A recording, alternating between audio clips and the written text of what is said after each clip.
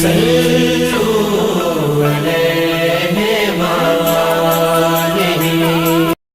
اللہ الرحمن الرحیم۔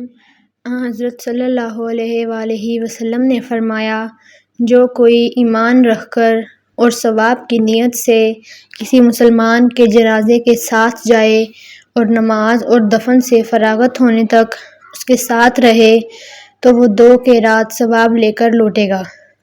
ہر قیرات اتنا بڑا ہوگا جیسے احد کا پہاڑ، اور جو شخص جنازے پر نماز پڑھ کر دفن سے پہلے لوٹ جائے تو وہ 1 قیرات ثواب لے کر لوٹے گا۔ صحیح بخاری حدیث نمبر 47۔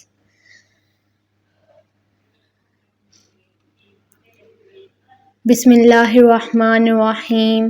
حضرت صلی اللہ علیہ وآلہ وسلم نے فرمایا کہ مسلمان کو گالی دینے سے آدمی فاسق ہو جاتا ہے اور مسلمان سے لڑنا کفر ہے۔